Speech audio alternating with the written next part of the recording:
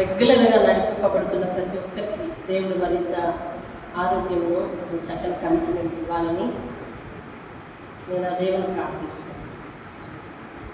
ఈనాటి నుండైనా ఈరోజు చేరిన వారు ఈనాటి నుండైనా మిగిలిన దినం చక్కని సమర్పణతో చక్కని కమిట్మెంట్తో దేవుని దగ్గర ఉండాలి. ఎందుకంటే దేవుడు మనం అడిగినవన్నీ ఒక క్రమబద్ధంగా చేయకపోతే మన జీవితంలో ఒక క్రమబద్ధమైన సంతోషం ఉండదు. కాబట్టి ఆయన ఎప్పుడు ఏది చేయాలో అది చేస్తేనే, ఆ సమయంలో చేస్తేనే మనకి అవసరం తీరుతుంది.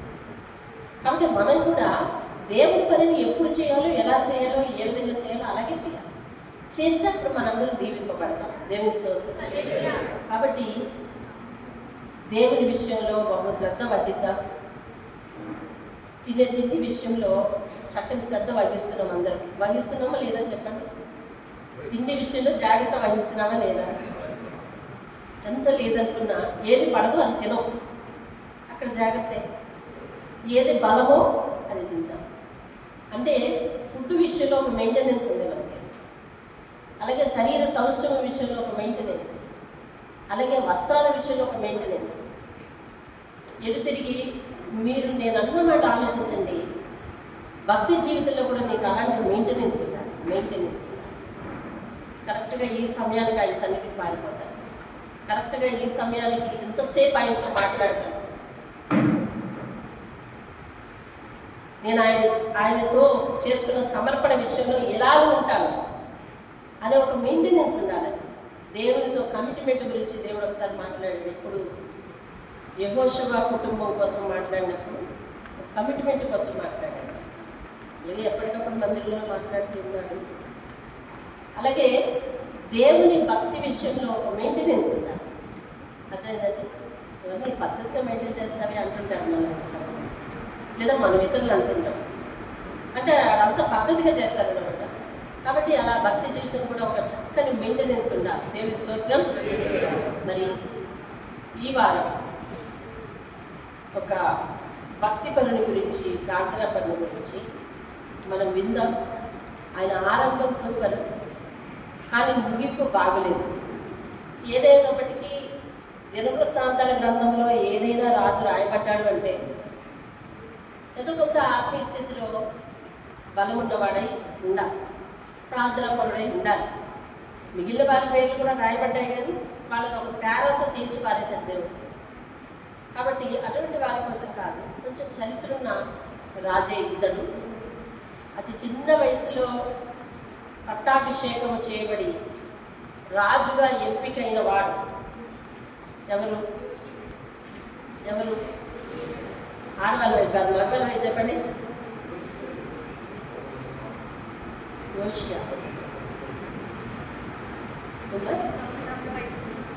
ఎన్ని సంవత్సరాల వయసులో రాజు అయ్యాడు? 8 సంవత్సరాల వయసులో రాజు. ఎక్కడుంటాడు ఆయన? 2వ దినవృత్తాంతాల గ్రంథం 34వ వచనం చూద్దాం. చూడండి. 2వ దినవృత్తాంతాల గ్రంథం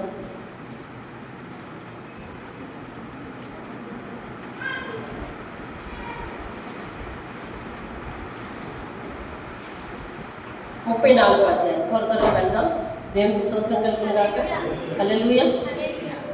యోషియా ఏలనారంభించినప్పుడు 8 ఏళ్ల వాడై యెరూషలేములో 31 సంవత్సరములు ఏలెను. ఎన్ని సంవత్సరాలు అంటే అతనికి? 8 సంవత్సరాలు. ఆయన మొత్తం పరిపాలనా పీరియడ్ 31 సంవత్సరం. మొత్తం పరిపాలనా పీరియడ్ అంతా 31 సంవత్సరం. 8 సంవత్సరాల వయసప్పుడు రాజయ్యాడు. అతడు 2వ వచనం చూడండి. అతడు యెహోవా దృష్టికి ఎలా అండి? నీతిని అనుసరించచ్చు. దేవుడు మనతో ఒక మాట చెప్తా ఉన్నాడు ఈ ప్రార్థన పనుల కోసం మాట్లాడుతున్నప్పుడు. ప్రార్థన చేసేవాడు పాపము చేయడు, పాపము చేసేవాడు ప్రార్థన చేయలేడు. ఇతడు నీతిని అనుసరించి నడుస్తున్నాడు అని అంటే ప్రార్థన. నీతిని అనుసరించి నడుస్తున్నాడు అంటే యెహోవాయే నీతి. ఎవరు నీతి? యెహోవాయే నీతి. యెహోవాను అనుసరించి నడుస్తున్నాడు. యెహోవాను అనుసరించి నడవడం అంటే ఏంటో తెలుసా? చెడుతనమును విసర్జించటం. యెహోవాను అనుసరించి నడవడం అంటే ఏంటండి? చెడుతనమును విసర్జించటం. కాబట్టి తన జీవితంలో చెడు లేదు, నీతిని అనుసరించి నడుస్తున్నాడంట. పైగా తన విశ్వాస విషయంలో కుడికైనను ఎడమకైనను తొలగక. అంటే అర్థమేంటి? వీలును బట్టి కాక. అయితే అటు తొలగిపోవడం, లేకపోతే ఇటు తొలగిపోవడం. అంటే అటువైపు అంటే దేవుని వైపు, ఇటువైపు అంటే లోకం వైపు. అంటే ఇటు పట్టబడుతున్నట్టు, తొలగిపోతున్నట్టు ఒక స్థిరత లేని భక్తి జీవితాలు చాలా మందికి ఉంటాయి. అలా ఉండకూడదు. ఈయన అలా ఉన్నాడు. ఎలా ఉన్నాడు? కుడికైనను ఎడమకైనను. అంటే ఇటు జోగట్లేదంటే అర్థం ఏంటి? అలా జోగుతూ నడుస్తున్నావు ఏంటంటే అర్థం ఏంటి? సరిగా నడవట్లేదని అర్థం. మరి ఈయన ఎట్లా ఉన్నాడనమాట? స్థిరంగా ఉన్నాడు. ఎలా ఉన్నాడంటే దేవుని విషయంలో స్థిరంగా ఉన్నాడు. తర్వాత తన పితరుడైన దావీదు చూపిన ప్రవర్తనకు సరిగ్గా అలాగే ప్రవర్తించాడంట. దేవుని స్తోత్రం కలుగుతుంది. అంటే చూడండి, ఒక మాట పరిశుద్ధాత్ముడు చెప్పమంటున్నాడు. మాట్లాడితే చాలా చోట్ల వాక్యాలలో దావీదు అని. దావీదు చనిపోయి నేటికి 17 తరాలేమో అవుతున్నాయి. ఎలా? దావీదు మొదలుకొని హిజ్కియా వరకు 14 తరాలు. ఏది? దావీదు కూడా లెక్కేస్తే ఈ దావీదు తరం ఒకటి, మన కడుపును పుట్టిన వాళ్ళ తరం ఒకటి, అలా లెక్కేస్తే హిజ్కియా 14వ వాడు. హిజ్కియా నుంచి 4వ వాడు ఇతను. అంటే మొత్తం ఎన్నో తరం వాడు ఇతను? 17వ తరం వాడు. అక్కడ వరకు 14. ఇంకా అక్కడి నుంచి లెక్కేస్తే 4వ వాడు అంటే 3 అన్నమాట. కదా ఎంతమంది ఇప్పుడు? 17వ తరం వాడు ఇతను యోషియా. వీళ్ళ నాన్నగారు ఎవరు? పైన రాసి ఉంటాడు చూడండి, ఆమోను. ఎవరండి? ఆమోను. 21వ వచనంలో ఉన్నాడు చూడండి. ఆమోను. వాళ్ళ నాన్నగారు ఎవరు తెలుసండి? 33 మొదట్లో ఉన్నాడు చూడండి. 33 మొదట్లో మనష్షే. వాళ్ళ నాన్నగారు హిజ్కియా. ఎట్టకేలకు దేవుడు 17 తరాలు దాటిపోయిన తర్వాత కూడా దావీదుని జ్ఞాపకం చేస్తాడు. ఎందుకు? ఇది పరిశుద్ధాత్మ ప్రేరేపణ గ్రంథం కదా. దావీదుని జ్ఞాపకం చేస్తాడు ఎందుకు అంటే, ఒకరి భక్తి జీవితాన్ని కొలవటానికి దావీదు భక్తి జీవితాన్ని ప్రామాణికంగా తీసుకుంటున్నాడు దేవుడు. దేవునికి స్తోత్రం. ఒకరి భక్తి జీవితాన్ని కొలవడానికి దావీదు భక్తి జీవితాన్ని ప్రామాణికంగా, అంటే కొలతగా తీసుకుంటున్నాడు దేవుడు. అంటే ఆయన భక్తి జీవితానికి ఎంత ఇంపార్టెన్స్ ఇచ్చాడో చూడండి కదా. అయితే దావీదు ప్రవర్తనకు సరిగ్గా సరే నేను మాట్లాడినా. దావీదు ప్రవర్తనకు ఎలాగున్నాడంట? సరిగా ప్రవర్తించాడంట. దేవుని స్తోత్రం. అతని ఏలుబడి యందు 8వ సంవత్సరమున తన ఇంకనూ బాలుడై ఉండగానే తన పితరుడైన దావీదు యొక్క దేవుని యొక్క విచారించుటకు పూనుకొనిన వాడే. అంటే ఆ దేవుని యొక్క విచారించడం అంటే ప్రతిదీ దేవుణ్ణి అడగటం. దేవుని స్తోత్రం. బాలుడుగా ఉన్నప్పటి నుంచి కూడా ఇతడు భయభక్తులు కలిగి ఉన్నాడని పైన రాశాడు. నీతిని అనుసరిస్తున్నాడు, కుడి అడుగుగా తొలగట్టలేదు, దావీదుని అనుసరించిన ప్రవర్తనకు సరిగా ఉన్నాడు అని చెప్పి ఇతడట చిన్నప్పటి నుంచి ప్రతిదీ కూడా దేవుణ్ణి అడిగి చేయటం మొదలు పెడుతున్నాడంటండి. ఇతడు రాజు అయిన తర్వాత ఏం చేస్తున్నాడు చూడండి. ఆ పైన 12వ ఏట అంటే రాజు అయిన తర్వాత 12 సంవత్సరాలకు మరి ఇతడు ఉన్నత స్థలములను, దేవతా స్తంభములను పడగొట్టి చెక్కిన విగ్రహాలను, పాత విగ్రహాలను, చెక్కిన విగ్రహాలను, పాత విగ్రహాలను ఇవన్నీ ఎవరు చేయించారు తెలిసిన? 33వ అధ్యాయం 22వ వచనం చూడండి. అతడు తన తండ్రి అయిన మనష్షే నడిచినట్లు యెహోవా దృష్టికి చెడు నడత నడిచెను. తన తండ్రి అయిన మనష్షే చేయించిన చెక్కుడు విగ్రహములన్నింటినీ, బలులన్నింటినీ పూజించుచు. ఎవరు చెక్కించారు ఇవన్నీ? వాళ్ళ తాతయ్య గారు. యోషియా వాళ్ళ తాతయ్య గారు ఎవరు? మనిషి. అప్పటి నుంచి ఉన్నాయి. వాళ్ళ నాన్నగారు భక్తిపరుడు కాదు. వాళ్ళ నాన్నగారు ఎలాంటి వాడు చూపిస్తారు. 23వ వచనం చూడండి. తన తండ్రి అయిన మనష్షే గుణపడినట్లు యెహోవా సన్నిధిని పశ్చాత్తాపడు కాకను గుణపడకను ఈ ఆమోను అంతకంతకు ఎక్కువ ద్రోహ కార్యములు చేయుచు వచ్చాను. అంటే తాతగారు మొదట భక్తిపరుడు కాదు. తాతగారే యెషయా ప్రవక్తను చంపించిన పెద్ద యోధుడు అన్నమాట. అతను ఒక పెద్ద ఏమంటారు, ప్రవక్తను చంపించిన స్వభావం ఆయనకుంది. అంత క్రూరమైన స్వభావాన్ని మనస్సే చంపించాడు. అలాంటి వాడు దేవుని దగ్గర గుణపడి పశ్చాత్తాపం పడ్డాడు. కానీ తన కుమారుడు అలా చేయలేదు. అతని కంటే ఎక్కువ ద్రోహ కార్యాలు చేశాడు. అలాంటి వాడు కడుపు పుట్టాడు ఈయన. ఎవరు? ఇప్పుడు మన కథానాయకుడు. కానీ ఇతనికి చిన్నప్పుడే భక్తి అలవాటైందండి. ఆ భక్తిని పట్టుకొని, వారి పూర్వీకులను పట్టుకొని అతడు దేవుని యందు భయభక్తులు గలవాడయి తక్కువ వయసులోనే తండ్రి చనిపోవడం వలన తక్కువ వయసులోనే రాజవ్వాల్సి వచ్చింది. అర్థమైందా? ఎందుకంత 8 సంవత్సరాలకే చేసేసారు పట్టాభిషేకం. ఇది దేవుని వాగ్దానం. దావీదుతో దేవుడు వాగ్దానం చేశాడు. ఏమని తెలుసా? ఈ రాజ్యపు సింహాసనము నీ తరతరములకు కూడా నీ కుటుంబానికే ఉంటుంది, నీ కుమారులు దాన్ని ఏలుతూ ఉంటారు అని వాగ్దానం చేశాడు. కాబట్టి ఇంకా అంతకు దీటైన రాజు మరొకటి లేడు. కాబట్టి అతడే రాజు అవ్వాలి. తండ్రి ఏమో తక్కువ వయసులోనే ద్రోహ కార్యములు చేయడం వల్ల చిన్న వయసులోనే అతను చనిపోయాడు. అందువల్ల చిన్న వయసులోనే ఈయనని రాజు చేయవలసి వచ్చింది. ఆయన రాజు అయిన తర్వాత ప్రతిదీ దేవుని దగ్గర విచారించి తెలుసుకోవడం అలవాటు చేసుకున్న తర్వాత దేవుడు అతనికి సహాయం చేస్తూ వస్తున్నాడు అన్నమాట. అందుకని విగ్రహాలతో నాకు పని లేదు, ఈ విగ్రహాలను నేను చేయను, కాబట్టి ఇదెందుకు నా రాజ్యంలో అని తెలుసుకున్నవాడే 12వ సంవత్సరం వచ్చేసరికి, అతనికి 12వ సంవత్సరం వచ్చేసరికి 12వ ఏట అంతేనండి, అంతేనా? 12వ ఏట అంటే ఆయనకు 12 సంవత్సరాలు వచ్చేసరికి, అంటే ఎన్ని సంవత్సరాలకు? రాజైన 4 సంవత్సరాలకే దేవుని దగ్గర ఆధారపడి రాజ్య పరిపాలన విధానం అంతా నేర్చుకున్నాడు అన్నమాట. విచారించడం పూనుకున్న వాడై దేని గురించి అడగాలి? దేవుని ఇప్పుడు పరిపాలన గురించి అడగాలి. అవన్నీ నేర్చుకున్నవాడై తర్వాత నా 12వ సంవత్సరాలు వచ్చేసరికల్లా ఈయన ఈ రాజ్యంలో ఇవన్నీ ఎందుకు అని చెప్పి తీయించేశాడు అన్నమాట. చూడండి ఏమేం చేశాడంట? ఉన్నత స్థలములను 5వ వచనం చదువుతాను నేను. బయలుదేవత యాజకుల శల్యములను, బయలుదేవతకు యాజకులుగా ఉన్నవారి శల్యములు అంటే ఎముకలను బలిపీఠముల మీద అతడు కాల్పించి యోధా దేశమును యెరూషలేమును పవిత్రపరిచాడు.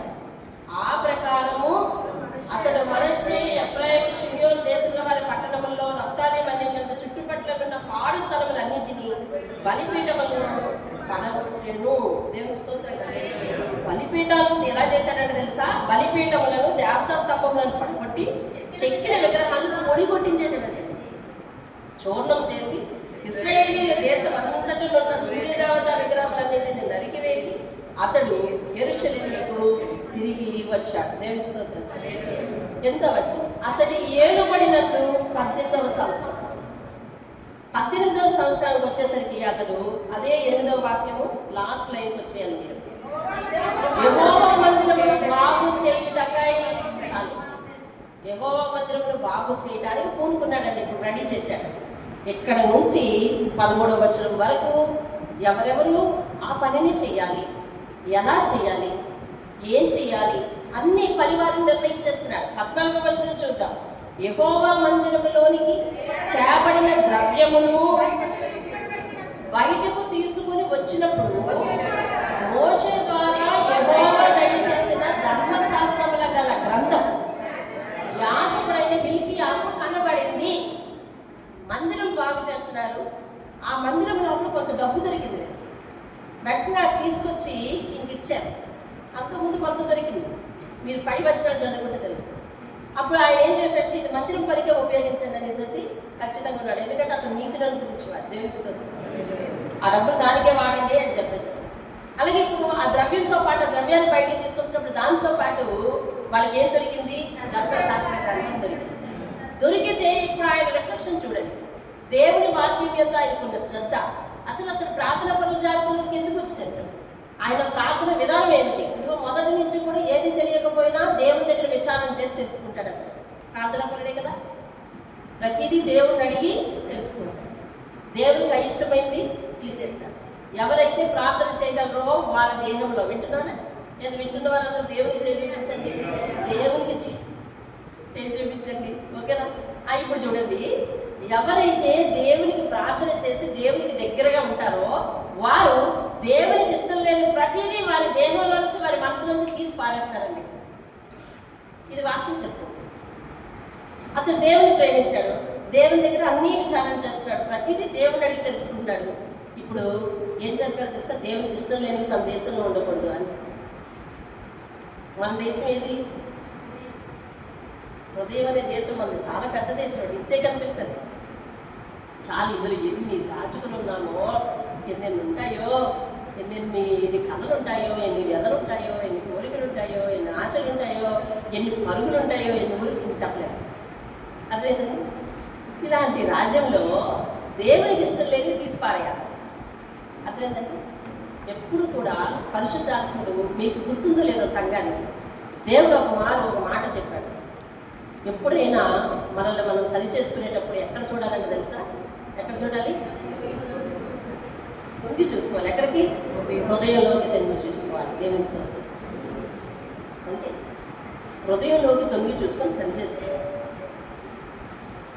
ఇక్కడ చూసుకోకుండా మనం ఎక్కడెక్కడో చూడటం కాదు, ఎవరియో తప్పులు ఎక్కడం కాదు.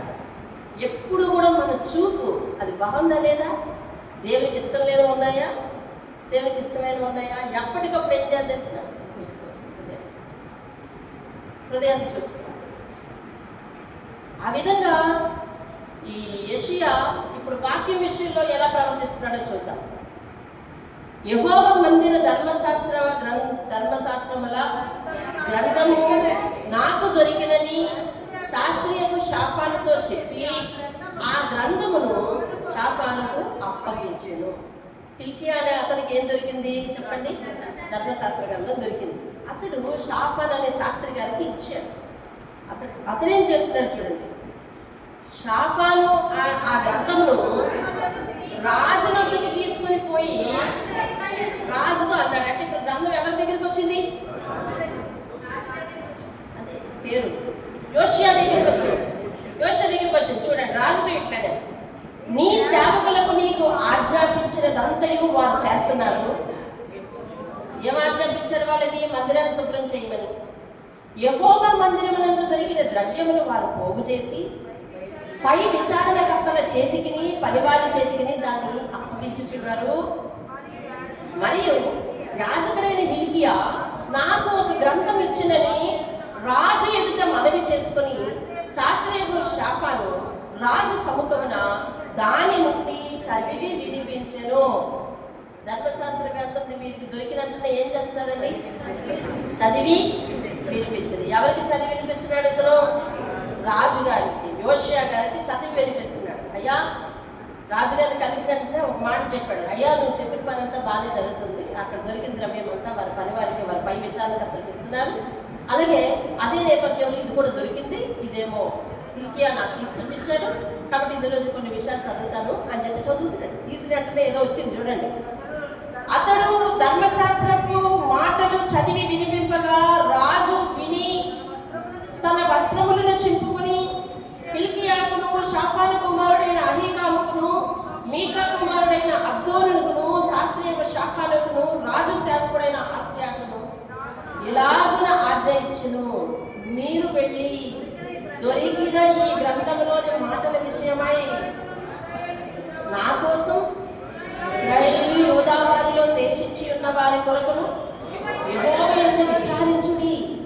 మన పితరులు ఈ గ్రంథములందు వ్రాయబడి ఉన్న సమస్తమును అనుసరింపక యెహోవా ఆజ్ఞలను గైకొనకి ఉండిరి కనుక యెహోవా కోపము మన మీదకి అత్యధికముగా వచ్చి ఉన్నది. దేవుని స్తోత్రం. ఏం జరిగింది? ఈయన గ్రంథం తీసి చదివినంటనే ఒక శాపకరమైన వచనం వచ్చిందండి. ఒక శాపకరమైన వచనం వచ్చింది. దాని అర్థం, దాని సారాంశం ఏంటంటే, యెహోవా యొక్క కోపము దేశం మీదకి రగులుకుంటుంది అని. వెంటనే అతను సింహాసనం మీద నుండి దిగిపోయి వారిలో పశ్చాత్తాపాన్ని ఎగ్జిబిట్ చేయాలంటే వారిలో అదొక విధానం. తమ వస్త్రములు చింపుకొని, అంటే అర్థం ఏంటంటే, రాజుగారు చాలా ఖరీదైన ఊదా రంగు వస్త్రములు ధరించుకుంటారు. రాజుకు ఒక ప్రత్యేకమైన కలర్ డ్రెస్సింగ్ ఉంది, కలర్ కోడ్ ఉంది. అవి చాలా విలువైనవి. విలువైన వాటిని ఏం చేస్తారంటే వాళ్ళు పనికి మాలిన వాటిగా ఎంచి విలువైన దాన్ని తొలగించుకుంటారు. అది గోనె బట్టను కట్టుకుంటారు ప్రార్థనలో కూర్చునేటప్పుడు, ఉపవాసంలో కూర్చునేటప్పుడు. ఈ పై వస్త్రాలు చింపి తీసేస్తారు. అంటే దేవుని దగ్గర వారికి ఉన్న ఘనతను, గొప్పను, అధికారమును వ్యర్థముగా ఎంచి తమను తాము మనసులోనే కాక బాహ్యంగా కూడా తగ్గించుకుని ఉపవాసంలో కూర్చుంటారన్న ఒక గుర్తు అది. వెంటనే ఈయన ఆ రీతిగా చేసి వెంటనే వాళ్ళ ఎదురుగుండా ఉన్న 5 శాస్త్రులు వాళ్ళందరినీ, నిపుణులందరినీ పిలిచాడు. అయ్యా, ఇదంతా ప్రమాదంగా ఉంది. మన పితరులందరూ కూడా దేవుని ఎందుకు సరిగ్గా నడుచుకోలేదు. ఈయనకెలా తెలుసు? వాళ్ళ నాన్నగారు నడుచుకోలేదు కదా, వాళ్ళ తాతగారు నడుచుకోలేదు కదా, వాళ్ళ తాతగారు కూడా చివరిలో రాంగ్ స్టెప్ వేసాడు కదా. వేసాడు ఆయన హిజ్కియా చివరిలో అన్నాడు, పోలేండి 15 సంవత్సరాలు ఆయుష్ ఇచ్చాడు దేవుడు, పోతే పోనీ అంటే నా కుమారులు కూడా ఎత్తుకుపోయినంటే నాకేం పట్టదు, ఎలా జరిగినా పర్వాలేదు, నా దినంలో జరగకుండా చాలండి. పట్టించుకోలేదు ఇతను. కాబట్టి ఇతను కంక్లూడ్ చేస్తున్నాడు, చరిత్రను కంక్లూడ్ చేసి ఒక మాట చెప్తున్నాడు. చూసారు, ఎప్పుడు కూడా మనము మన ఇంటిలో మన పెద్దవారి జీవితాన్ని చూసుకుని ఇక నుంచి మెరుగ్గా మనం ఎలా బ్రతకాలో చూసుకోవాలండి. ఉదాహరణకు మన తండ్రి దొంగ అనుకుందాం, మనం ఏం చేయాలి? ఇప్పుడు వంశపారంపర్యంగా దొంగతనం చేయాలా? గుణంగా బ్రతకడానికి చూడాలి. చరిత్రను ఎప్పుడు కూడా కన్సిడర్ చేసుకోవాలి. మన పూర్వీకులు పేదవాళ్ళు అనుకోండి, దేవుడు ఇప్పుడు మనల్ని దీవించాడు అనుకోండి, మనం ఏం చేయాలి? పూర్వాన్ని కన్సిడర్ చేసుకుంటూ ఇచ్చిన ఆశీర్వాదాన్ని లేదా ఇచ్చిన ఘనతను, ఇచ్చిన గొప్పతనాన్ని జాగ్రత్తగా నిలబెట్టుకోవాలి. అంతేగాని మన పూర్వీకుల దగ్గర నుంచి పెద్ద ఐశ్వర్య పనులు అన్నట్టు ఇప్పుడు మనం బిహేవ్ చేయకూడదు. అంటే గుణంగా బ్రతకాలన్నా, విలువగా బ్రతకాలన్నా, ఆత్మీయంగా బ్రతకాలన్నా, సమాజంలో చక్కగా బ్రతకాలన్నా, దేవుని దృష్టికి అనుకూలంగా బ్రతకాలన్నా మన పూర్వీకుల చరిత్ర మనకు చాలా అవసరం. మన పెద్దవారు ఎలా బ్రతికారు, వాళ్ళు ఎలా బ్రతికారు అవసరం. అయితే ఇప్పుడు ఇతడు పూర్వపు చరిత్రనంతటినీ కంక్లూడ్ చేసి అంటున్నాడు, వాళ్ళందరూ దేవుని దగ్గర సరిగ్గా నడవకే, వాళ్ళందరూ దేవుని దగ్గర సరిగ్గా ఉండకే ఈ బాధలు వచ్చింది. ఇతను ఎక్కడి నుంచి కంక్లూడ్ చేసి చెప్పాడు తెలుసా? ఎక్కడి నుంచి కంక్లూడ్ చేసి చెప్పాడు తెలుసా? సొలొమోను దగ్గర నుంచి కంక్లూడ్ చేసి చెప్పాడు. ఎందుకు మీకు ఎట్లా తెలిసింది సొలొమోను దగ్గర నుంచి కంక్లూడ్ చేశాడని? చూడండి, అక్కడ మీకు చూపిస్తాను.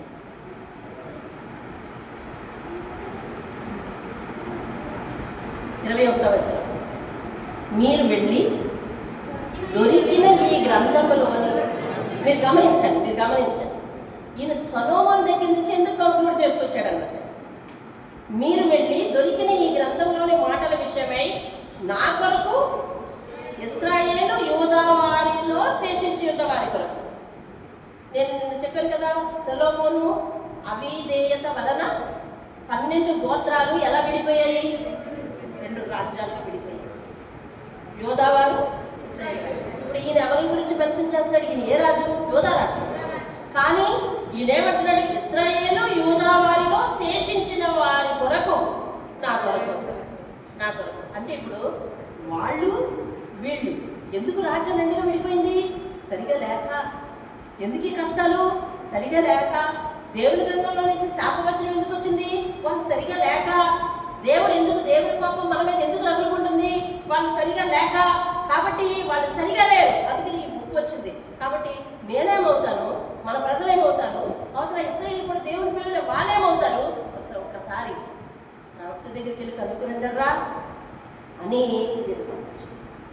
పంపిస్తే వాళ్ళు వెళ్ళారు. ఎక్కడికి వెళ్ళారో చూడండి, 22వ వచనం.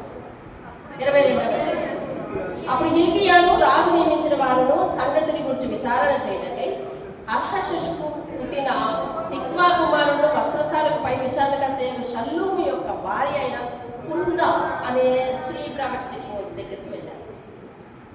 ఏ ప్రవక్త దగ్గరండి? హుల్దా. ఎవరివిడ? స్త్రీ ప్రవక్తి. స్త్రీ ప్రవక్తి. అసలు స్త్రీ ప్రవక్తి అయ్యిందంటే ఆవిడ ప్రార్థనా పర్వాలు అయ్యింది. నిజంగా ఈ అధ్యాయంలో ఈరోజు మనకు ఇద్దరు ప్రార్థనా పనులు కనిపిస్తారు, ఒకళ్ళు స్త్రీ ఒకళ్ళు పురుషుడు. హుల్దా స్త్రీ ప్రవక్తి అయింది. మనం మొన్నెవరు ప్రవక్తి కోసం చెప్పుకున్నాం. ఎవరావిడ? దేబోరా. మర్చిపోయింది. ఎంతమంది 40 మందిని ఎక్కడ గుర్తుపెట్టుకుంటారు? 22 మందిని పొడవమని చెప్పారు, నేను ఎక్కడ గుర్తుపెట్టుకోమంటారు అంటారా? దేబోరా ఆవిడ స్త్రీ ప్రవక్తి, న్యాయాధిపతి రెండులో. దేవుడు ఒక బాధ్యత బాగా చేస్తుందని రెండో బాధ్యత కూడా దేవుడు ఆమెకు అప్పగించారు. మర్చిపోకూడదు. దేవుని మాట మర్చిపోతే అది మన జీవితంలో అవసరమైనప్పుడు నెరవేరదండి, అంతే. దేవుని వాక్యం మర్చిపోతే అవసరమైనప్పుడు మన జీవితంలో నెరవేరదు. దేవుని స్తోత్రం కలుగుతుంది. అలా ఎన్నో సందర్భాలు నేను చూశాను. అర్థమైందండి. చాలా ఉదాహరణలు ఉన్నాయి, అవసరమైనప్పుడు చెప్తాను. ఈ హుల్దా ప్రవక్తి దగ్గరికి వెళ్ళారు. ఆ వెంట ఏం చేసిందో చూడండి. ఆమె అప్పుడు యెరూషలేమునకు చేరిన ఉపభాగంలో కాపురం ఉంది.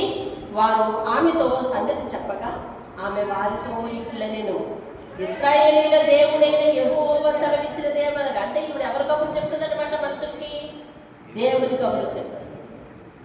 ప్రవక్తి ప్రార్థన పడ్డారు ఏమంటే దేవుని కబురు చెప్తుంది. ఏమని చెప్తుందంటే, అయ్యా ఆయన ఏమంటున్నాడంటే, దేవుడు మీతో ఏమంటున్నాడంటే, ఆలకించండి, నేను ఈ స్థలం మీదికి దాని కాపురస్తుల మీదికి యోధారాజు సముఖమున చదివి వినిపింపబడిన గ్రంథమందు రాయబడి ఉన్న శాపములన్నింటినీ రప్పించాను. షూర్, నా వాక్కు కరెక్ట్, మీరు చదివింది కరెక్ట్, మీరు విన్నది కరెక్ట్, నేను రప్పించడం తప్పనిసరి చెప్పాడు. వారు నన్ను ఎందుకు కారణం చెప్తున్నాడు. వారు నన్ను విసర్జించి, విన్నారా? యెహోవా మాట్లాడిన మాట ఏంటంటే, వారు నన్ను విసర్జించి ఏం చేశారంట? ఇతర దేవతలకు కోపము వేసి తమ చేతి పనుల వలన నాకు కోపము పుట్టించి ఉన్నారు కనుక నా కోపము ఈ స్థలము మీదకి మితి లేకుండా కుమ్మరింపబడును. 21వ వచనము 1, 2, 3, 4 లైన్ చదువుతున్నాను. మన పితరులు ఈ గ్రంథమందు రాయబడి ఉన్న సమస్తమును అనుసరింపక యెహోవా ఆజ్ఞలు గైకొనక ఉండిరి కనుక యెహోవా కోపము మన మీద అత్యధికముగా వచ్చింది. ఈవిడ చెప్పింది ఏంటి? ఆయన ఊహించింది ఏంటి? ఒక కష్టం రాగానే వెంటనే మిస్టేక్ ఎక్కడ జరిగింది వెతుకుతున్నాడండి. అదే దేవుని దగ్గర నుంచి ఒక వాక్యం రాగానే తప్పు ఎక్కడుందో వెతుకుతున్నాడు. ఎప్పుడు కూడా మనం తప్పు ఎక్కడుందో వెతికి ఆ వెతికే క్రమంలో ముందు ఎక్కడ చూసుకోవాలని ఇందాక దేవుడు మాట్లాడుతున్నాడండి. మనలో తొంగి చూసుకొని మన హృదయంలో ఉన్న ఏదైనా చెడు ఉంటే ముందు బయట పారేసి, తర్వాత మన ఇంట్లో మనుషుల్లో ఎవరిలోనైనా ఉందేమో వాళ్ళకి హెచ్చరించుకొని, మన ఇంట్లో ఏమన్నా అవిధేయకరమైన క్రియలు ఉన్నాయేమో చూసుకుంటే అప్పుడు మనము, మన ఇల్లు, మన వాళ్ళు శుభ్రపడతాం, దేవుని ఎదుట పరిశుద్ధపరచబడతాం. యెహోషువ వాళ్ళ ప్రజలతో చెప్తున్నాడు, దేవుడు మిమ్మల్ని రేపు ఆశీర్వదిస్తాడు కాబట్టి మిమ్మల్ని మీరు శుద్ధి చేసుకోండి అంటున్నాడు. ఎలా శుద్ధి చేసుకుంటాం? హృదయాలను చూసి శుద్ధి చేసుకుంటాం. అదేంటంటే మన కళ్ళు ఎంతసేపు ఎదరికే చూస్తూ ఉన్నాయి. దేవుడు మంచి స్ప్రింగ్ ఇచ్చాడు. ఇక్కడ కిందికి చూసుకునే స్ప్రింగ్ ఇచ్చాడు, మీదికి చూసుకునే స్ప్రింగ్ ఇచ్చాడు. ఏమిటి అటు దేవుడి వైపు చూడట్లేదు, ఇటు ఉదయం వైపు చూడట్లేదు, ఎంతసేపు ఇలా ఎదరినే చూస్తున్నాం. ఎదటి వాళ్ళ తప్పులు చూడటానికే చూస్తున్నాం, ఎదటి వాళ్ళ లోపాలు చూడటానికే చూస్తున్నాం. ఎప్పుడు కూడా ఇలా కంపేర్ చేసుకుంటున్నాం తప్ప దేవుడు ఏం చెప్తున్నాడంటే, ముందు లోపల చూసుకో, తర్వాత పైన చూడు, లోపల చూసుకో, పైన చూడు. ఇదే భక్తి జీవితంలో ఉండాల్సిన ఆ యొక్క ఎక్సర్సైజ్ ఏంటంటే, ముందు మనం హృదయంలో చూసుకోవాలి, వెంటనే దేవుని వైపు చూసుకోవాలి. అంతే. దేవుని స్తోత్రం కలుగుతుంది. వెంటనే ఏం చేస్తున్నాడు? ముందు వారిలో జరిగిన ఆ లోపాలను వెతుకొని పట్టుకున్నాడు. అందుకే పాపం వచ్చేసింది దేవునికి. చూసాం. ఇప్పుడు యెషయా దగ్గర ఒక ధైర్యం ఉంది, కానీ ఒక భయం ఉంది. ఏంటో తెలిసిన? యెషయాకు ఒక ధైర్యం ఉంది. ఆయన చెప్పాడు, మన పితరులు అనుసరింపక. అంటే వాట్ అబౌట్ మీ? నేను అనుసరిస్తున్నాను. అందుకే నేను నా కోసము సపరేట్ చేశాను. నేనేమవుతానో కనుక్కో ముందు. అవిధేయంతో కూడిన ప్రజలందరినీ పరిపాలిస్తున్నందుకు ఒక రాజుగా నేనే జవాబుదారిని కదా. కాబట్టి నేనేమవుతానో ముందు కనుక్కో. ఇశ్రాయేలీయులు ఏమవుతారో కనుక్కో, మన యోధా దేశం ఏమవుతుందో కనుక్కో అని చెప్పి పంపిస్తే ఆమె అదే చెప్పింది. ఇదిగో యెహోవా ఇలా చెప్తున్నాడు ఏమనంటే, ఇదిగో మీరు నన్ను అనుసరించక, చదవండి, వారు నన్ను విసర్జించి నా ఇతర దేవతలకు దూపం వేసి తమ చేతి పనుల వల్ల నాకు కోపం పుట్టించి ఉన్నారు కనుక నా కోపము ఈ స్థలము మీద మితి లేకుండా, ఎలా కుమ్మరింపబడుతుందండి? మితి లేకుండా కుమ్మరింపబడును. నా యొద్దకు మిమ్మల్ని పంపిన వారికి ఈ వార్త తెలుపుడి. నా యొద్దకు పంపిన వారికి ఈ కబురు చెప్పండి. మళ్ళీ అంట చూడండి 26వ వచనం, మరియు యెహోవా యొద్ద విచారించండి, దేవుని దగ్గరికి వెళ్ళి తెలుసుకోండి అని అన్నాడు కదా మీ రాజు. అతనికి ఎప్పటి నుంచి? రాజైన దగ్గర నుంచి అదే అలవాటు. ఏ అలవాటు? దేవుని దగ్గర విచారించడం కదా, దేవుని దగ్గర విచారించడం అలవాటు. కాబట్టి ఆయనతో చూడండి, మరియు యెహోవా యొద్ద విచారించడని మిమ్మల్ని పంపిన యోధా రాజులకు మీరు ఈ మాట తెలియదు చెప్పండి. చూసావా, ఇతనికి ప్రత్యేకమైన కబురు ఉందండి. ఇతనికి ఒక ప్రత్యేకమైన కబురు. దేశం గురించి ఏం కబురు? తప్పదు. ఏం తప్పదు? శిక్ష, ఉగ్రత తప్పదు. మరి నీ గురించి ఏం కబురు? నా కోసం కూడా కనుక్కోండి. నేను మా పెద్దల వల్ల లేను, నేనేమో భయభక్తులు కలిగి ఉన్నాను, నేను దేవుని దగ్గర ప్రతిదీ అడుగుతున్నాను. మరి ఇప్పుడు నన్ను ఏం చేస్తాడు దేవుడు? నా కోసం కూడా కనుక్కోండి. సపరేట్ చేసాడే లేదు అక్కడ. నా కోసము, ఇశ్రాయేలీయుల కోసము, యోధా వారిలో వీళ్ళందరూ తప్పిపోయిన వారందరి కోసం ఏంటి అసలు కనుక్కోండిరా, ఈ ముగ్గురు వాక్యం ఏంటి కనుక్కోండిరా అని చెప్పి మరి మన దగ్గర పంపిస్తే ఆయన సపరేట్గానే కబురు పంపిస్తున్నాడండి. చూడండి, తెలియచెప్పి నీవు ఎవరి మాటలు విని ఉన్నావో ఇశ్రాయేలీయుల దేవుడైన ఆ యెహోవా. ఇప్పుడు ఎవరి మాటలు వింటున్నాడు? దేవుడి మాటలే కదా వింటున్నాడు. నువ్వు ఎవరి మాటలు వింటున్నావో, ఆయన మొదటి నుంచి ఎవరి మాటలు వినడం అలవాటు అండి ఆయనకి. అంటే దేవుని మాట వినే పరిపాలన చేస్తున్నాడంటే సైమల్టేనియస్గా ఆయన ఏంటి? ప్రార్థనా పరుడు. నువ్వు అసలు ఎవరి మాట విని బ్రతుకుతున్నావో, ఎవరి మాటలు వింటున్నావో ఆ యెహోవాయే నీకు సెలవిస్తున్నాడు. ఏమని తెలుసా? నీ మనసు పెద్దనిదై ఈ స్థలము మీదను దాని కాపురస్తుల మీదను దేవుడు పలికిన మాటలను నీవు వినినప్పుడు నా సన్నిధిని నిన్ను నీవు తగ్గించుకుని నీ వస్త్రములు చింపుకొని నా సన్నిధిని కన్నీరు విడిచితివి కనుక నీ మనవి నేను ఆలకించేది. ఇవన్నీ ఎవరు చూశారు? ఇప్పుడు ఈ మాటలు చెప్తుంది ఎవరు? హుల్దా ప్రవక్త. ఎవరి మాటలుగా చెప్తుంది అంటే దేవుడి ముందు ఆవిడతో ఏం చెప్పాడు? ఈ మాటలే చెప్పాడు. ఏమని చెప్పాడు తెలుసా? అతనికి గ్రంథం దొరికినంటనే, ఈ ఉగ్రత కబురు అందినంటనే అతని వెంటనే ఇలా చేశాడమ్మా. కాబట్టి అతనికి ప్రత్యేకంగా కబురు చెప్పు, వాళ్ళ రాజ్యానికి ప్రత్యేకంగా కబురు చెప్పు అని స్త్రీతో మాట్లాడాడు, ప్రవక్తతో మాట్లాడాడు. ఈ రోజులు వీళ్ళు వచ్చాయి. అయితే దేవుడు చెప్పమన్నది ఇదిగో వినండి, అదిగో మీ రాజుగారికి చెప్పమన్నది ఇదిగో వినండి. దేవుడు చెప్పిన విషయాలన్నీ దేవునికి ఎలా తెలుసు? అక్కడ జరుగుతున్నదంతా ఒక విషయం జరిగిన తర్వాత నువ్వు ఎలా స్పందించావో దేవుడు చూస్తాడు అన్నమాట. అర్థమైందండి? మనందరిలో దేవుడు అంటే గౌరవం ఎక్కువ. మీరు ఎంతమంది దేవుడు అంటే గౌరవం ఉంది చెప్పండి? అందరికీ. మీరు ప్రత్యేకంగా అడిగేది ఏమండి? ఒకవేళ ప్రత్యేకంగా గుచ్చి అడిగేది అనుకో, అక్కడికి ఈ వాక్యాలు చెప్పి చెప్పి చెప్పి చెప్పి కొంచెం తెలివి తగ్గిపోయింది, అడిగితే 10 సార్లు అడగకూడదు కూడా అడుగుతుంది. సో మనకు బయట ఏమంటది? అసలు అందరికీ గౌరవం ఉంది, భక్తులు, భయం కొలుతుందండి. అసలు భయం కొలుతుంది, ఒప్పుకోవాలి. నాతో సహా అందరూ భయం కొరత ఉండకూడదు.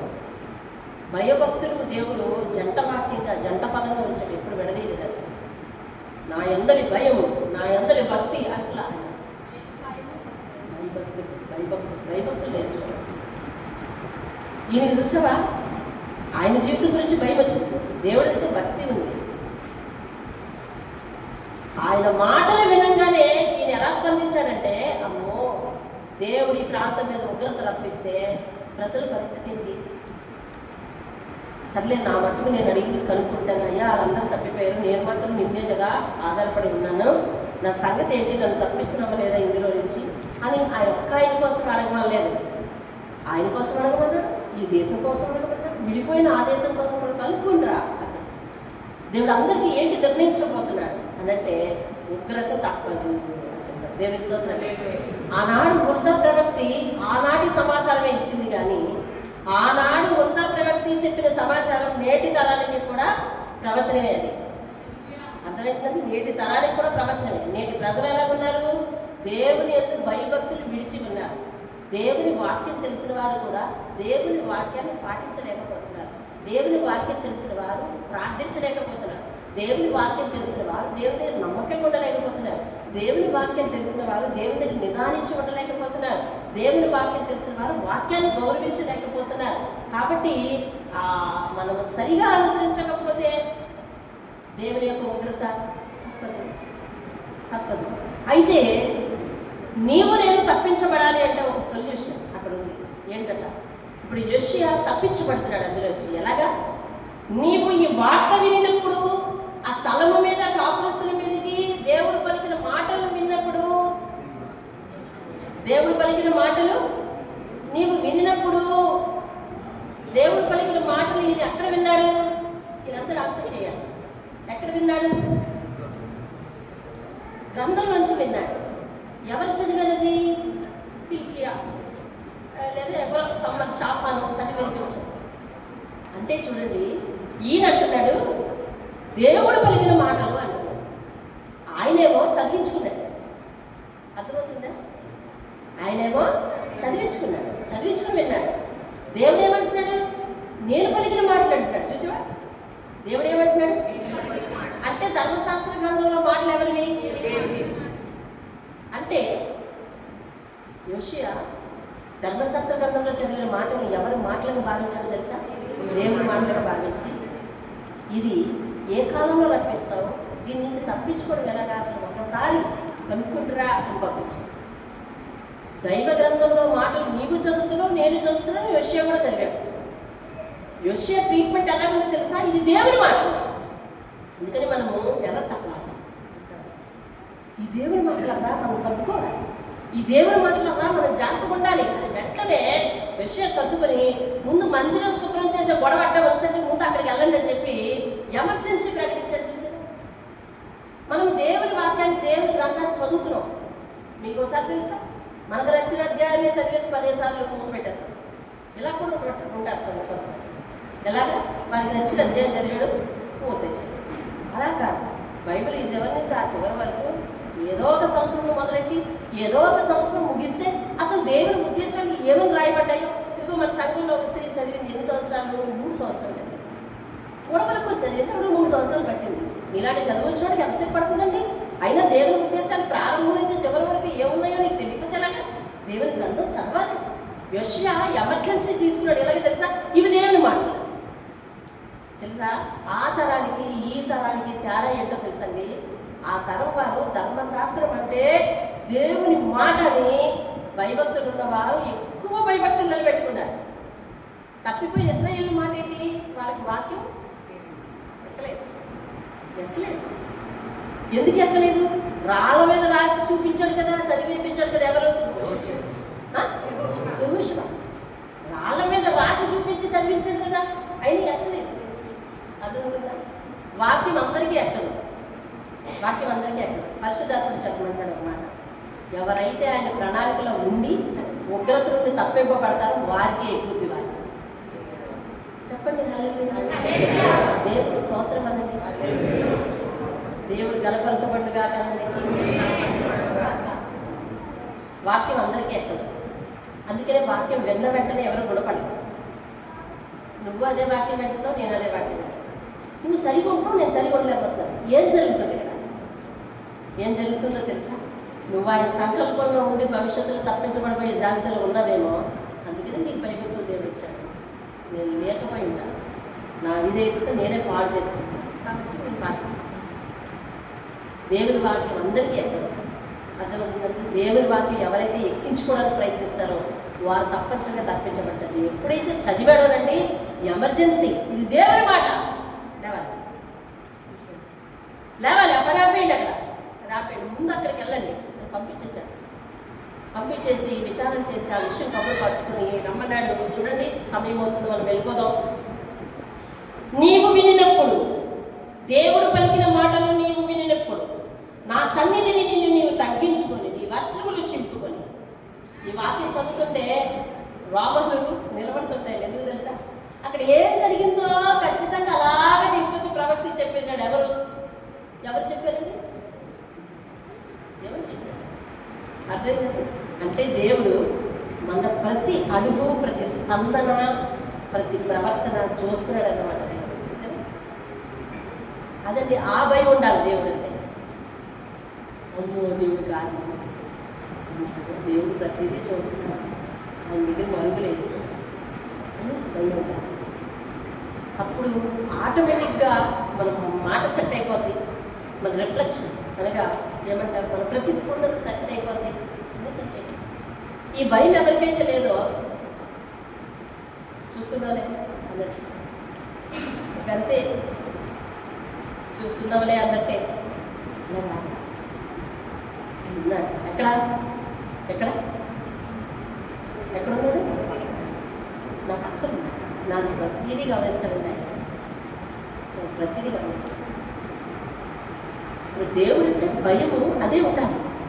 ఇదే లేదు, బయట వాళ్ళకి లేదు. బయట వాళ్ళకి దేవుడు ఎక్కడ ఉండిపోయాడు తెలుసా? ఇక్కడ ఉండిపోయాడు, ఇక్కడ ఉండిపోయాడు. కాబట్టి బయట ఉండిపోయాడు. మరి నీకెందుకు ఉండదు? నీకెందుకు ఉండదో తెలుసా? నీది కూడా అదే పద్ధతి. దేవుడు ఎక్కడో ఉంటాడు, నేను ఇక్కడ ఉంటాను అనేసి. అలా కాదు, దేవుడు నా పక్కన ఉన్నాడు అని అన్నవారందరూ కూడా ప్రతి ప్రక్రియను బట్టి, ప్రతి ప్రతిస్పందనను బట్టి షుడ్ బి అలర్ట్. అలర్ట్గా ఉంటారు ఖచ్చితంగా అలర్ట్గా ఉంటారు. అమ్మో నేను ఈ సమయంలో ఎలా స్పందిస్తున్నాను, అమ్మో నేను ఈ సమయంలో ఇలా ఉండిపోయాను, అమ్మో నేను ఈ సమయంలో ఇలాగ జవాబిస్తున్నాను, అమ్మో నేను ఈ సమయంలో ఇలాగో మాట్లాడుతున్నాను, ఇలా నిర్ణయిస్తున్నాను. అమ్మో అన్నీ వినేవాడు నా పక్కన ఉన్నాడు, నేను భయం ఉన్నాను. అట్ ద సేమ్ టైం భక్తి తెలుసా? భక్తి అంటే అదే. ఏం భక్తో తెలుసా? నన్ను విడవకుండా నా పక్కన ఉన్న దేవుడు ఉన్నాడు, అదే భక్తి. అంటే ఏం భక్తి అండి? ఇంకా నన్ను విడవకుండా నా పక్కన ఉన్నవాడు దేవుడు ఉన్నాడు. అర్థమైందండి? మన నీడైనా మనం విడిచిపెట్టలే వాళ్ళని మన దేవుడు మనం విడిచిపెట్టాడు. అదే ధైర్యం, అదే భక్తి. భక్తి ఎక్కడుంది? భయభక్తులు ఎలా నేర్చుకుంటావు? నువ్వు పక్కన ఉన్న ఈయన్ని కన్సిడర్ చేస్తే నువ్వు భయము వచ్చేస్తుంది, భక్తి వచ్చేస్తుంది. అంతే. దేవుడికి స్తోత్రం. దేవుడు ఎంత చక్కగా చెప్తున్నాడండి, భయభక్తులు నేర్చుకో, భయభక్తులు నేర్చుకో, భయభక్తులు నేర్చుకుని. Is there any special course ఉందా ఎక్కడైనా? ప్రత్యేకమైన కోర్సు బైబిల్లో భయభక్తులు నేర్చుకునటం ఉందా ఎక్కడైనా? లేదు. పరిశుద్ధాత్మ చెప్తున్నాడు, వినండి ఎంత చక్కగా. భయము, దేవుడు నా పక్కన ఉన్నాడు, నా ప్రతిదీ గమనిస్తున్నాడు, ఆయన ప్రతిదీ లెక్కలోకి తీసుకుంటాడనే భయం మనుషుకుంటాడు. అట్ ద సేమ్ టైం దేవుడు నా పక్కన ఉన్నాడు, నన్ను ఎన్నడూ విడిచిపెట్టాడు, నేను ఏ కష్టంలో పడినా నన్ను లేవదీస్తాడు, నా ప్రతి స్పందన చూసే దేవుడు కాబట్టి ఆయన నాకున్నాడనే ధైర్యం ఉంది. అది భక్తి. ఈ సింపుల్ లాజిక్, ఈ సింపుల్ విషయం మనిషి అవగతం చేసుకున్నంత వరకు కూడా దేవునికి మానవునికి సంధి కుదరదండి. దేవునికి మానవునికి భయభక్తులు సెట్ అవ్వండి. దేవుడు ఏదైతే భయభక్తులు నేర్చుకున్నాడో ఆ భయభక్తులు సెట్ అవ్వండి. అర్థమవుతుంది? దేవుడు ఎందుకు కావాలి? అందుకు కావాలి, పక్కన ఉండడానికి కావాలి ప్రతి విషయంలో అండి. నువ్వంటే నాకు వల్ల వాళ్ళ ప్రేమాన్ని చెప్పి వాగ్దానం చేసిన వాళ్ళు కూడా ఏదో సమయంలో దూరంగా ఉంటున్నారు కదా. మరి ఏం వాగ్దానం చేశాడైనా మనతో? ఒకటే మాట ఏం చెప్పడం తెలుసా? నిన్ను విడవను ఎడబాయని. ఈ వాగ్దానం ఎవరికి పట్టట్లేదు. అది వాళ్ళు ఆయన ఫోన్లో చెప్పాడో, లేకపోతే ఇంటికి వచ్చి చెప్పాడో, లేకపోతే పెళ్లి చేసుకున్నప్పుడు చెప్పాడో, ఆ మాట గుర్తుండిపోతుంది. ఏ మాట? నిన్ను ఎప్పుడమ్మా విడిచిపెట్టడం, ఎప్పుడమ్మా విడిచిపెట్టడం, ఇదే గుర్తుండిపోతుంది. కానీ ఉదయం నేను సాయంత్రం వరకు ఆయన కనిపించట్లేదు. కనిపిస్తారు? మీ నాన్న అయితే అసలు కనిపించరు. అసలు 5 నిమిషాలు మాట్లాడాలని మీ నాన్న నాకు కనిపించరు. మరి ఏది? ఏ వాగ్దానం మంచిగా ఎక్కుతుందో ఆ వాగ్దానం మంచిగా ఎక్కుతుంది. ఏ భరోసా ఉందో తెలుసా మనిషికి? ఆ భరోసా చూసుకుంటాను. కానీ నేను నిన్ను విడవను ఎడబాయనని నేను నీతో చెప్పాను కదా అని స్పష్టంగా చెప్తాడు.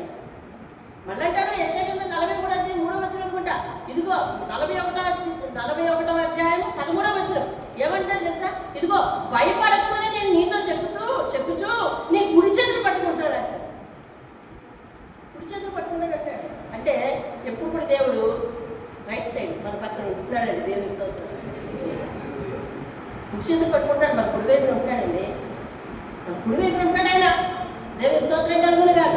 అది ఆ కమిట్మెంట్, ఆ అటాచ్మెంట్ దేవునితో మనం చూడగలిగితే ఏ ఒక్క మనిషి కూడా దేవుని దగ్గర నుంచి తప్పిపోడు. దేవుని స్తోత్రం కలుగును గాక.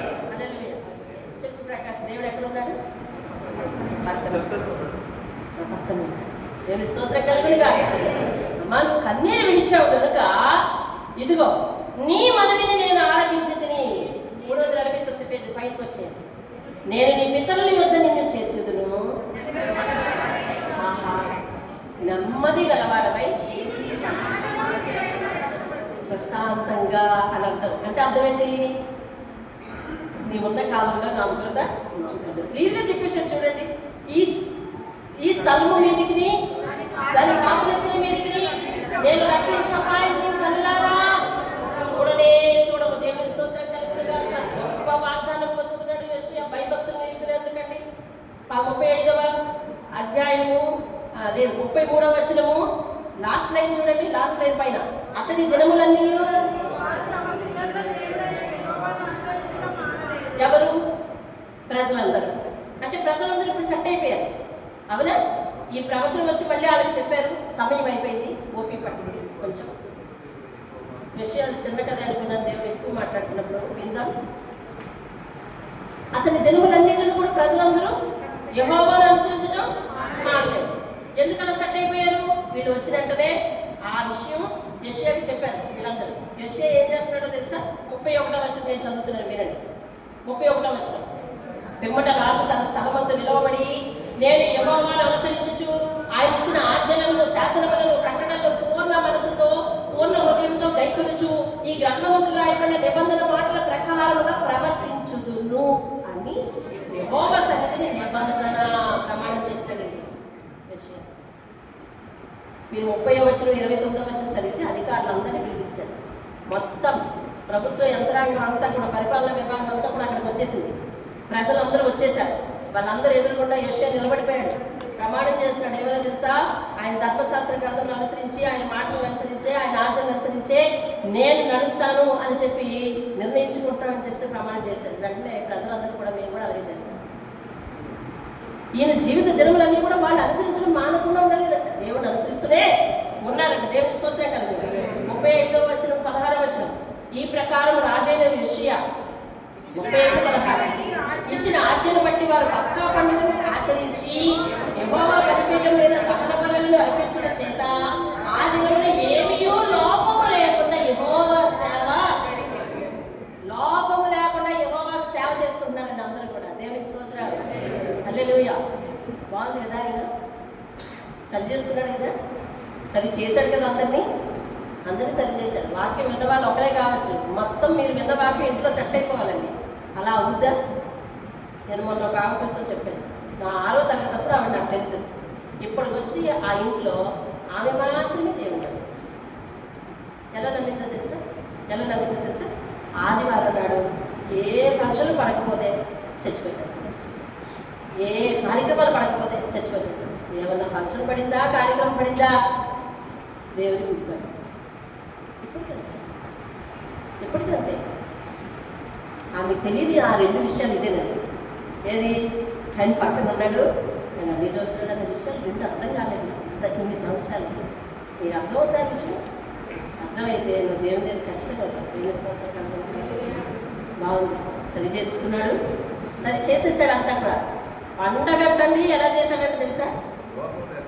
లోపం లేకుండా యెహోవా సేవ జరిగించాడంట తెలుసా. ఇంకా పైన ఒక మాట చూపిస్తాను, మీరు ఇంటికి వెళ్ళి చూసుకుంటాను నేను భద్రంగా. 7వ వచనం, 35వ అధ్యాయం 7వ వచనం. మరియు యోషియా తన సొంత మందలో 30,000 గొర్రె పిల్లలు, మేక పిల్లలు, 3,000 కోడెళ్ళు అక్కడ ఉన్న జనులందరికీ పస్కా పశువులుగా ఇచ్చారు. అంటే మీరందరూ ఇంటికి ఒకరు చొప్పున, లేకపోతే మనుషులకు ఒకరు చొప్పున బలి ఇవ్వండి అని చెప్పి వాళ్ళకి ఎన్ని వేలు ఇచ్చారంటే గొడ్లు ఎంతండి? 30,000 ఇంచుమించు 63,000 పశువులు ఇచ్చారు. 63,000 పశువులు మీరు టోటల్ చేసుకున్నారు. 63,000 పశువులు మీ అందరూ బలిపడ్డారా? అందరూ చేయాలి, అందరూ చేద్దాం, అందరూ చేయాలి అని చెప్పి అందరినీ ప్రోత్సహించాడు. ఆయనే చూసుకుని దేశంలో ఉన్న వాళ్ళందరూ కూడా ఆడు కూడా ఇచ్చారు. బాగా అందరినీ మోటివేషన్గా ఉన్నాడు, అందరికీ మాదిరిగా ఉన్నాడండి.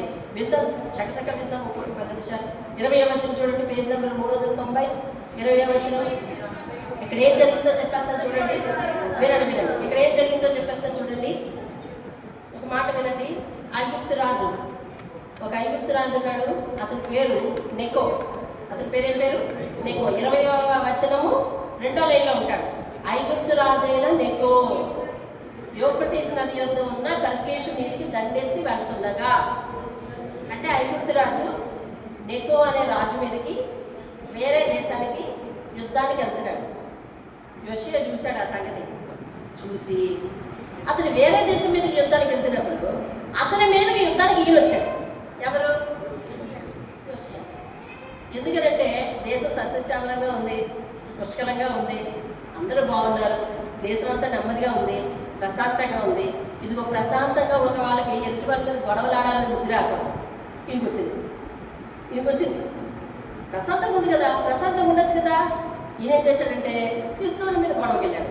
దేవుడిచ్చిన ప్రశాంతత, దేవుడిచ్చిన ఆశీర్వాదాన్ని జాగ్రత్తగా ఉంచుకోవాలి. మనసులో ఎదుటి వాళ్ళ మీద ఉద్రేకాలు పెంచుకోకూడదు. అర్థమైందండి? ఇదేంటంటే యుద్ధ వాతావరణం. వెంటనే ఈయన ఏం చేశాడు తెలుసా? ఆ నెకో మీదకి యుద్ధంకి వెళ్ళాడు. నెకో మీదకి యుద్ధంకి వెళ్తే ఐగుప్తు రాజు కదా అతను వ్యతిరేకే కదా. కానీ ఐగుప్తు రాజు పద్ధతిగా మాట్లాడతాడు. ఏమని మాట్లాడాడు తెలుసా? అయ్యా, నేను నీ మీద గొడవకు రాలేదు కదా. నేను ఎప్పుడు నాకెవరైతే శత్రువులు ఉన్నారో వాళ్ళ మీదకి యుద్ధానికి వెళ్తాను. నువ్వు నాకు శత్రువు కాదు, నేను నీ మీదకి యుద్ధం రాను, వద్దు, నీకు నాకు యుద్ధం వద్దు అని చెప్పి ఎవరు ఇలా చెప్తారండి? ముందు ఈ సంగతి చూద్దాం అనుకుంటారు. ఎవరికి పౌరుషం ఉండదా? చూద్దాం అనుకుంటారు. కానీ అతను ఇలా చెప్పాడు తిరిగి, ఐగుప్తుడు వద్దయ్యా, నేను నాకు ఎవరి మీద కోపం తాను మీదకి వెళ్తాను, నీకు నాకు కోపం ఏం లేదు, వద్దు లేదు విషయ, నా మీద యుద్ధానికి రావాలంటే ఇంకో మారు వేషం వేసుకొని మరీ వెళ్ళిపోయాడు ఆయన మీద యుద్ధానికి.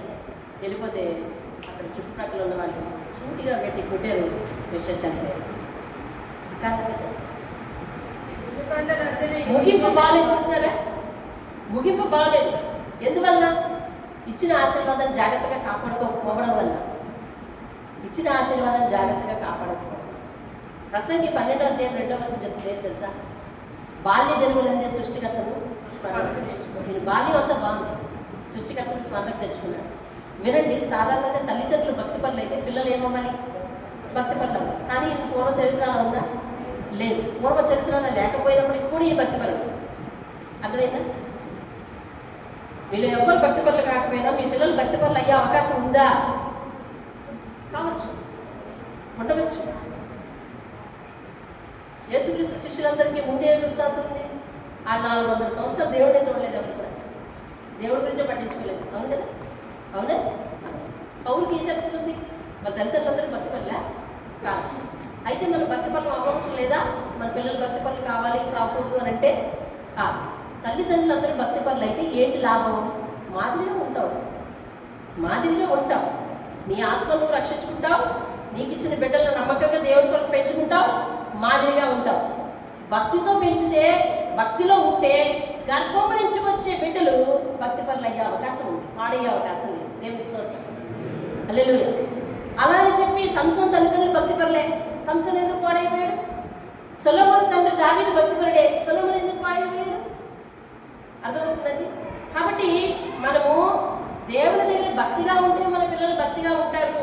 దేవుని దగ్గర మనం భక్తిగా లేకపోతే పిల్లలు భక్తిగా లేరు అనేది 100% కరెక్ట్. కానీ వాళ్ళు తప్పిపోకుండా మనము స్థిరమైన పునాది మీద మన సాక్ష్య జీవితాన్ని నిలుపుకుంటూ బ్రతకాలి తల్లిదండ్రులైన వారు. అర్థమవుతుందండి?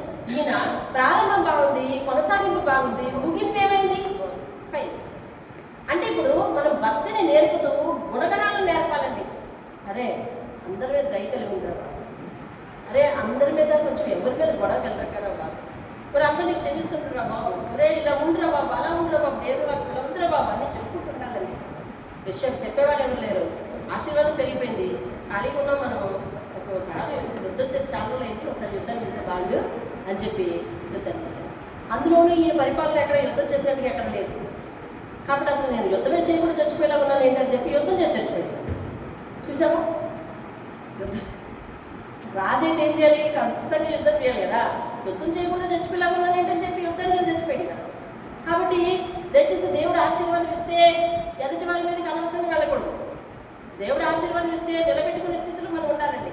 కాబట్టి మనం తల్లిదండ్రులుగా భక్తి పరులుగా ఉండాలి. అందుకే సంఘానికి పిల్లలు లేరని చాలామంది తల్లిదండ్రులు వచ్చారు, చాలామంది భార్యభర్తలు వచ్చారు. నేను ఒకటే చెప్పాను, మీరు భక్తి జీవితంలో సెట్ అవ్వండి, దేవుడు ఇస్తాడు మంచి భర్తలు, దేవుడు ఇస్తాడు. ముందు భక్తి జీవితంలో సెట్ అవ్వండి. భక్తి జీవితంలో సెట్ అయ్యారండి, మీకు పిల్లలు కలగకపోతే నన్ను అడగండి. వాళ్ళు నన్ను అడగడానికి తిరిగి రాలేదు, ఎందుకంటే వాళ్ళకి పిల్లలు వచ్చారు, పిల్లలు వచ్చారు. భక్తి జీవితంలో సెట్ చేసుకోండి, ఇద్దరు మోకరించండి, ఇద్దరు ప్రార్థించండి, మంచి గర్భఫలం వస్తుంది. అది తెలుసా? పిల్లలు మనకు కలగకపోవడం కూడా ప్రస్తుతం ఆశీర్వాదం. ఎందుకో తెలుసా? మన భక్తి జీవితంలో సెట్ అయిన తర్వాత విత్తనం వస్తే మనల్ని చూసే విత్తనం అవుతుందండి, దేవుని ఇస్తాను. హల్లెలూయా. ఖచ్చితంగా అబ్రహాం జీవితంలో చాలా కాలం లేట్ అయింది, పోతే పోనీ మంచి కొడుకు వచ్చాడు కదా, మంచి కొడుకు వచ్చాడు, భయభక్తులు కలిగిన కొడుకు వచ్చాడు. ఏమండి, అన్నాక లేట్ అయితే అయింది, పోతే పోనీ భక్తి కొడుకు రాలేదా? వచ్చాడు, వస్తాడు. నువ్వు ముందు భక్తి జీవితంలో సెట్ అయిపోవాలి, దేవుని దగ్గర మోకరించాలి, దేవుని దగ్గర వినయం ఉండాలి, అప్పుడు మంచి పిల్లలు వస్తారు. దేవుని స్తోత్రం కలుగును కాక. ఇక్కడ తల్లిదండ్రులు భక్తి పరులు కాకపోయినా పిల్లడు భక్తి పరుడుగా ఉన్నాడు కాబట్టి తల్లిదండ్రులు భక్తి జీవితంలో విరమించుకోవడానికి లేదు. మీరు తప్పనిసరిగా మీకు ఇచ్చిన బాధ్యత ఏంటంటే పిల్లలకు మీరు మాదిరిగా ఉండాలి. విశ్వాస జీవితంలో, కష్టాల జీవితంలో ఎలా ఉండాలో అలా ఉండాలి, అలా ఉండడం నేర్చుకోవాలి. దేవుని స్తోత్రం కలుగును కాక. కాబట్టి దేవుడు మనం ఈరోజు మనం కొత్త ప్రార్థనాంశాన్ని, కరెక్ట్గా సమయం అయింది, ఇప్పుడు 8:30 అయింది. మన ప్రార్థనాంశం ఏంటంటే, చిన్నప్పటి నుంచి మనం పిల్లల్ని ఇప్పుడు భక్తిగా పెంచుకుంటున్నాం. ఎందుకు పిల్లలందరూ ఇక్కడే ఉన్నారు, ఆడ పడుకుపోయాడు, భక్తిగా పెంచుకుంటున్నాం. మన పిల్లలు దేవుని యందు భయభక్తులు కలిగి ఎదగాలి, ఉండాలి. కష్టాలు వచ్చినప్పుడు తొలగిపోవడం, ఆశీర్వాదం వచ్చినప్పుడు తొలగిపోవడం లాంటి వాళ్ళ జీవితంలో జరగకుండా మనం ఈరోజు ప్రార్థన చేస్తాం. అంశం తెలిసిందా? అంశం అర్థమైందండి. మన పిల్లలు ఎలాగ చిన్నప్పటి నుంచి మన పిల్లలు దేవుని యందు భయభక్తులు కలిగి ఉన్నారు. వారు ఆశీర్వదించబడ్డాక గర్వంగా మారకూడదు, కష్టాల్లో ఉన్నామని చెప్పి తప్పిపోకూడదు. అలాగే ప్రార్థించాలి. అంటే వాళ్ళు దేవుని దగ్గర నుంచి ఏ కారణం చేతనైనను తప్పిపోకూడదు. ఆ ప్రార్థన ఎవరు చేద్దాం? పిల్లలు ఉన్నోళ్ళే చేద్దామా? అందరూ చేయాలి, అందరూ చేయాలి, మీరు కూడా చేయాలి. ఎందుకంటే రాబోయే రోజుల్లో మీ పిల్లలు అలా ఉండాలి. దేవుని స్తోత్రం కలుగుతారు. హల్లెలూయా. నా పిల్లల కోసం నేను చేస్తున్నానని ప్రతి ఒక్కరు ప్రార్థించాలి. దేవుని స్తోత్రం. ఈరోజు మనందరం మన పిల్లల్ని జ్ఞాపకం చేసుకోవాలి, మన పిల్లల్ని జ్ఞాపకం చేసుకోవాలి. వింటున్నారా మీరు? ఈరోజు మన పిల్లల్ని జ్ఞాపకం. స్తోత్రం నాయన, స్తోత్రం, స్తోత్రం, స్తోత్రం, స్తోత్రం, స్తోత్రం, స్తోత్రం, స్తోత్రం, స్తోత్రం, స్తోత్రం. సర్వాధికారి దేవానికి స్తోత్రములు, స్తోత్రములు, స్తోత్రములు, స్తోత్రములు, స్తోత్రములు. మీ గర్భఫలాన్ని జ్ఞాపకం చేసుకోండి, మీ బిడ్డలను జ్ఞాపకం చేసుకోండి. వారు ఎక్కడున్నా ఏ స్థలంలో ఉన్నప్పటికీ కూడా జ్ఞాపకం చేసుకోండి. నాయనా, అయ్యా నీవు ఇచ్చిన బిడ్డలు, నీవు ఇచ్చిన గర్భఫలం దేవానికి స్తోత్రాలు. అయ్యా మేము అన్యులుగా ఉంటున్నప్పుడే బిడ్డలు మాకు కలిగారు అన్నవాళ్ళు అలా జ్ఞాపకం చేసుకోండి. దేవా నేను నీ దగ్గరకు వచ్చాక నా బిడ్డలు కలిగారు.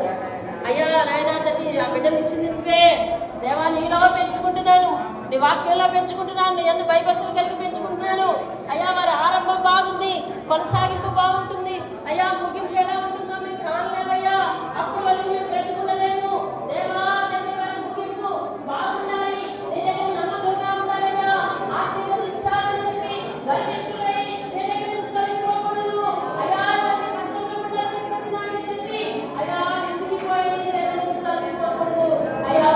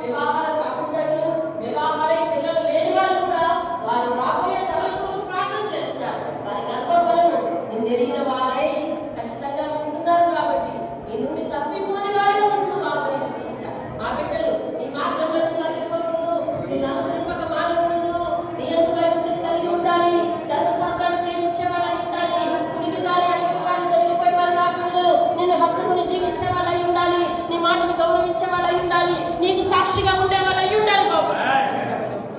వారి ముగింపు బాగోడానికి సహాయం చేయండి. వారి కొరకు ప్రార్థిస్తున్న మేము కూడా వారికి మాదిరిగా ఉండడానికి సహాయం చేయండి. మా ముగింపులు ఎలాగున్నాయో బాబు, మా ముగింపులు ఏ రీతిగా ఉన్నాయో మా ముగింపుల కొరకు ప్రార్థన